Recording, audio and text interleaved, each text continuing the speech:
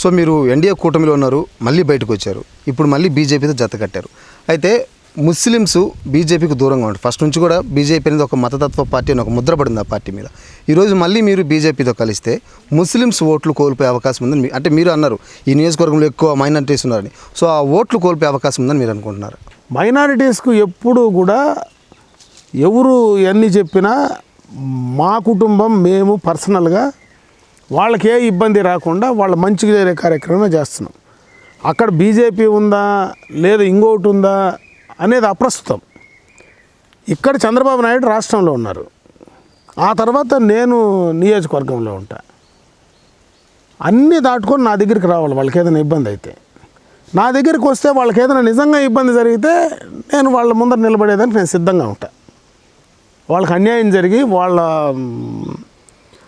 మనస్సాక్షికి కానీ వాళ్ళకి ఎక్కడైనా వాళ్ళ మనోభావాలు కానీ దెబ్బతినే పరిస్థితి కలిగినప్పుడు ఖచ్చితంగా వాళ్ళ మనోభావాలను గౌరవించాల్సినటువంటి పరిస్థితి ఖచ్చితంగా నేను తీసుకొని చేయడంలో ఎక్కడ అనుమానం లేదు. ఇదేదో రాజకీయాల కోసమో రేపు ఎన్నికల కోసమో ఈరోజు జరిగేటువంటి కార్యక్రమం కాదు. నేను చరిత్ర చెప్తున్నా, 30 ఏళ్ళ చరిత్ర చెప్తున్నా. 30 ఏళ్ళ నుంచి ఒకసారి వెనక్కి చూస్తే ఈరోజు మైనారిటీస్కి ఎక్కడ మేము ఉన్నప్పుడు అన్యాయం జరగలా, చంద్రబాబు నాయుడు గారు వాజ్పేయితో కలిసినప్పుడు జరగలా, చంద్రబాబు నాయుడు మోడీతో కలిసినప్పుడు ఇక్కడ అన్యాయం జరగలా. ఈరోజు అన్యాయం జరుగుతుందని ఎందుకు అనుకుంటాం?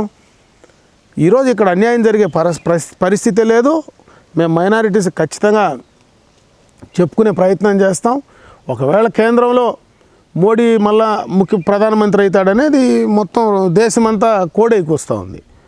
ఈరోజు మోడీ అక్కడ ప్రధానమంత్రి అయితే అక్కడి నుంచి ఏమైనా తీసుకొచ్చి వీళ్ళకి ఇచ్చేదానికి మేము మధ్యవర్తులుగా పనిచేస్తామే కానీ అక్కడి నుంచి ఏమైనా చెడ్డ వస్తే మేము ఎందుకు తీసుకొస్తాం? ఇక్కడ మేము అడ్డుకుంటాం కదా, అది జరిగే పరిస్థితి కాదు. కాబట్టి దాన్ని మైనారిటీస్కి మేము ఎక్స్ప్లెయిన్ చేసుకునే ప్రయత్నం ఖచ్చితంగా చేస్తాం. నాకు కూడా మైనారిటీస్కు మా పైన కూడా ఆ నమ్మకం ఉందని నేను నమ్ముతున్నా. అదే రకమైన నమ్మకాన్ని నేను కొనసాగించేటువంటి ప్రయత్నం అయితే ఖచ్చితంగా చేస్తాను. ఇక్కడ సెక్యులర్ దేశం ఇది, సెక్యులర్ రాష్ట్రం ఇది. సెక్యులర్ భావాల్ని గౌరవించేవాడు చంద్రబాబు నాయుడు.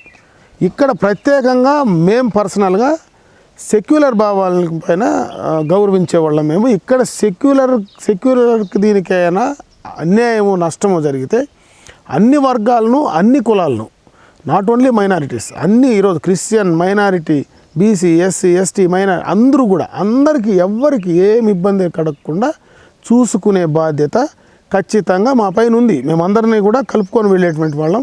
కాబట్టి ఆ రకంగా మేము ముందుకెళ్ళే ప్రయత్నం ఖచ్చితంగా చేస్తాం. వాళ్ళని మనం ఒప్పించుకుంటాను. మైనారిటీలను ఖచ్చితంగా మా పైన ఉండేటట్టుగా నేను చేసుకోగలనని నమ్ముతున్నాను.